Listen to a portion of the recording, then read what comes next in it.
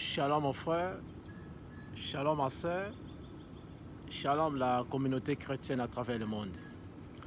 Aujourd'hui, je vais parler sur la piscine Bethesda. Qu'est-ce que signifie la piscine? La piscine, c'est une source d'eau artificielle créée par les hommes à l'intention de la natation et des loisirs. Mais cette fois-ci à la Bible, la piscine nommée Bethesda, c'était une piscine sacrée. Une piscine où il y avait de la guérison. Et comment s'opérait cette guérison? À chaque fois, il y avait un ange qui descendait du ciel et quand il agitait de l'eau, quiconque se plongeait le premier, il aurait acquis la guérison. Mais il y avait un jour spécial. Il y avait un jour inhabituel, un jour où tout le monde ne s'attendait pas, tous les malades ne s'attendaient pas. Pendant qu'ils étaient là, tout près de la piscine, en entendant l'ange qui puisse descendre pour agiter de l'eau, mais Jésus-Christ était venu comme un homme ordinaire.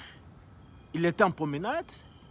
Quand il est arrivé à la place, il a demandé à un malade, « Que fais-tu ici ?» Il dit que non, nous sommes là, nous attendons le mouvement de l'eau. Quand l'ange descend et qu'il bouge de l'eau, quiconque va descendre, il aura la guérison. Mais moi, j'ai des difficultés, je n'ai pas une personne qui puisse m'aider pour se plonger là. Et voici, je suis là. Nous attendons toujours l'attente de l'ange. Mais imaginez-vous, mon frère, je vais vous dire des relations, je vais vous dire des secrets, je vais vous dire des révélations ici. Imaginez-vous un malade, il est en train d'entretenir des causeries avec le Seigneur Jésus-Christ, ne sachant pas que celui-là, c'est le donateur, celui-là, c'est le guérisseur, celui-là, c'est le sauveur, mais il ne comprenait pas, il ne le savait pas. Pourquoi? Parce que le problème était le problème du pasteur, de leur sacrificateur. Ils ne savaient pas que le Seigneur Jésus-Christ était là. Ils ne savaient pas que la dispensation avait été changée.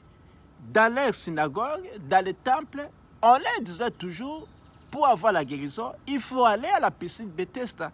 Pendant que la dispensation a été changée, le Seigneur Jésus-Christ étant au milieu d'eux, mais ils ne le connaissaient pas.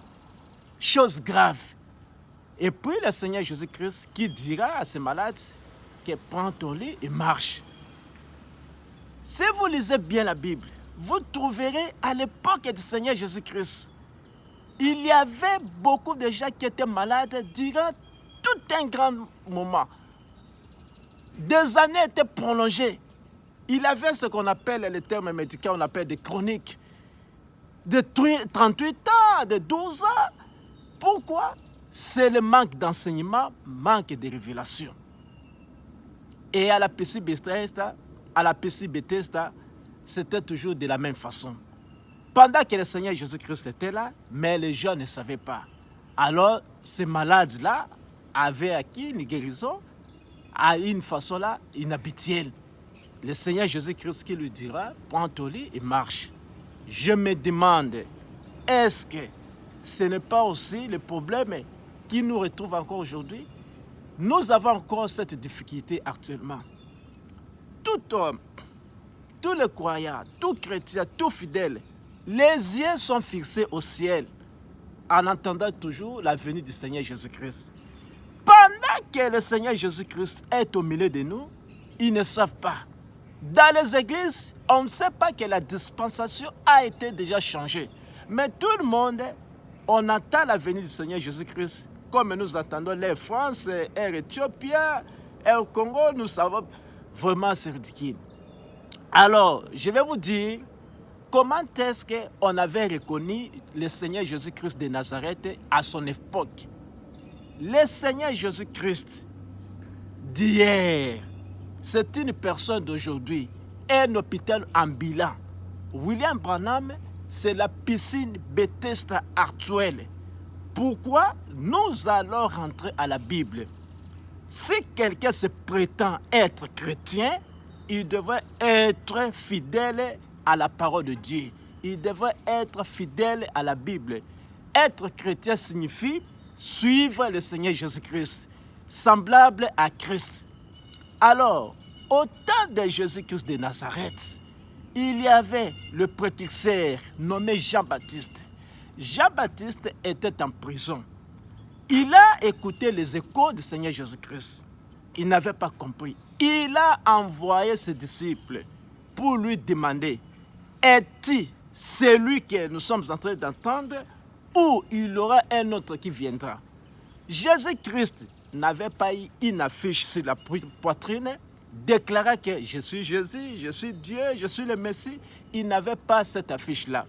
Quand les disciples sont arrivés, il leur a demandé, comment le maître nous a envoyé ici, Jean-Baptiste, nous voulons avoir des renseignements auprès de vous. Dites-nous si vous êtes Christ ou nous devons attendre une autre personne. Jésus-Christ n'avait pas répondu, il n'avait pas donné son identité. Mais il a dit, regardez ce qui va se passer ici. Ils ont vu les aveugles voir, les sourds entendent, les lépreux sont purifiés, les morts sont ressuscités, la bonne nouvelle est proclamée aux pauvres. Et puis le Seigneur Jésus-Christ a dit que allez raconter toutes ces histoires que vous aviez vues, allez les raconter à Jean-Baptiste.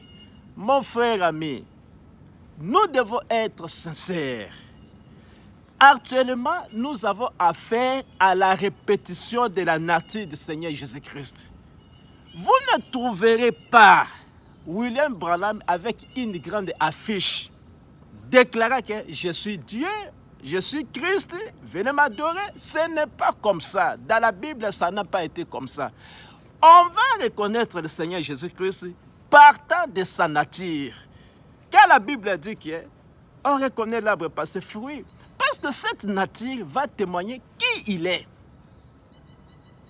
Quand vous allez faire vos investigations, en appelant même nos frères, les Zoulous en Afrique du Sud, vous trouverez au Dirban 30 000 personnes dans une réunion de prière, les aveugles, tous ces critères-là que le Seigneur Jésus-Christ avait énumérés. On a trouvé dans les réunions de prière de William Branham, en Mexique, en Inde, 25 000, en Finlande, et ici à Texas, où je vis, ici à Texas, il y avait des miracles extraordinaires.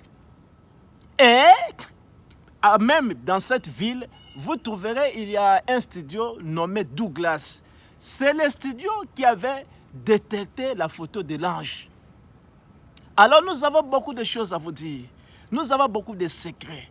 Aucun pasteur des églises ose parler que Satan viendra, Satan viendra.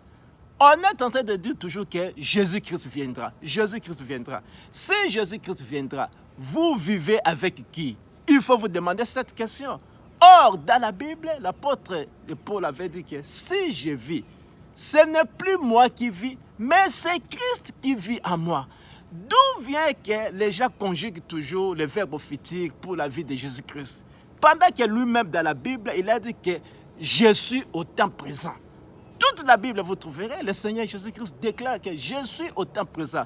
D'où vient la conjugaison du verbe au futur pour la vie de Jésus-Christ? Il y a beaucoup de choses que nous allons vous faire savoir ici. La révélation de qui est le Seigneur Jésus-Christ n'est pas donnée à tout le monde. Allez sous forme de la nature, vous trouverez le Seigneur Jésus-Christ est au milieu de nous. Sans pour autant que le Seigneur Jésus-Christ prêche. Siméon l'avait adoré étant un petit bébé. Sans pour autant William Branham prêche. Étant un bébé, sa naissance est identique à la naissance de Jésus-Christ. Il est né sous un signe. C'est ça est en harmonie. Que Dieu vous bénisse. À la prochaine vidéo. Merci.